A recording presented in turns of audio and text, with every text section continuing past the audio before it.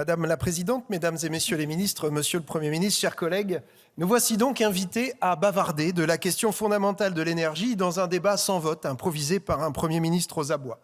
Une question de toute façon confisquée par le président Macron qui prend seul toutes les décisions dans le secret du Conseil de politique nucléaire. Comme vos prédécesseurs depuis 2017, vous nous promettez souveraineté, compétitivité, décarbonation, réindustrialisation, le sempiternel bingo du pipeau.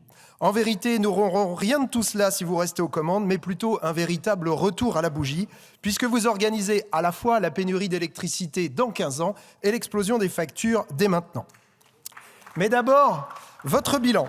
Faillite de boulangerie, fermeture de piscines, précarité pour un nombre croissant de nos concitoyens.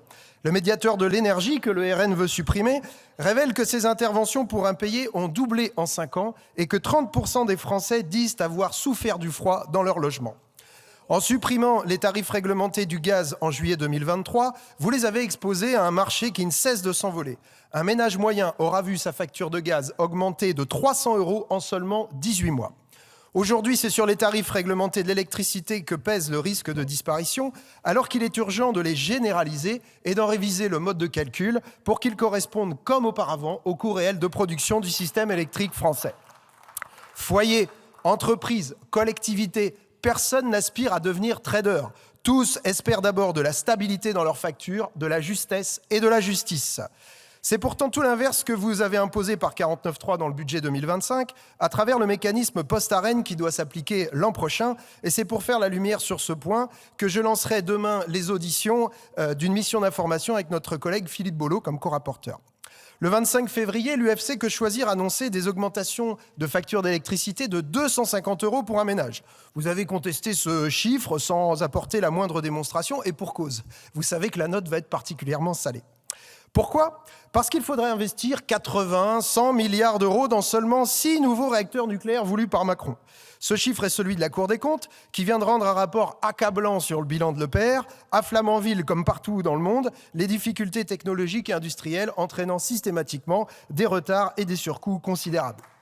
Un rapport guère plus optimiste pour l'EPR2, dont les plans ne sont toujours pas terminés, préparant ainsi un mauvais remake du fiasco de l'EPR. Le président vient d'ailleurs d'annoncer un retard de 3 ans pour leur mise en service, alors que les travaux n'ont toujours pas commencé.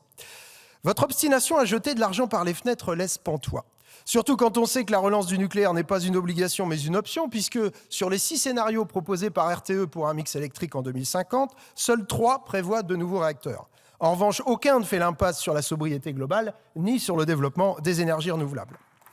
On sait aussi qu'en investissant dans les renouvelables la moitié de la somme prévue dans le nouveau nucléaire, d'ici 2050, la France éviterait 3 fois plus d'émissions de gaz à effet de serre, tout en produisant 4 fois plus d'électricité.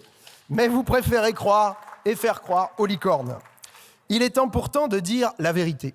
Quoi qu'on choisisse aujourd'hui, la part du nucléaire aura reculé en 2050. 80% des réacteurs existants auront dépassé de 20 ans leur durée initiale de fonctionnement. Que vous le vouliez ou non, beaucoup seront à l'arrêt et en construire 6 ou même 14 nouveaux ne suffira pas à les remplacer.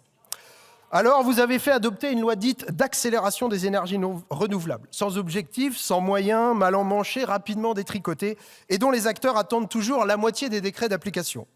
Des renouvelables aujourd'hui accusés de produire trop, mais c'est la consommation qui ne suit pas. Et parce que vos politiques en matière de soutien à l'électrification des usages sont incohérentes, comme sur l'accès populaire aux véhicules électriques.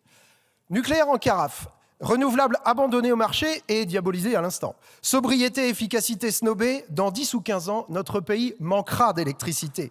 Adieu la sortie des énergies renouvelables, dont nous dépendons toujours à plus de 60%. Adieu souveraineté, compétitivité, réindustrialisation. En manque, nous devrons importer massivement notre énergie, alourdissant encore les factures pour nos foyers, nos entreprises, nos collectivités et accessoirement nos finances publiques. Je laisserai mon collègue Mathias Tavel développer nos solutions, car oui, Monsieur le Premier ministre, il est temps de faire tout autrement. Ça commence par dire la vérité. Merci, Monsieur le député.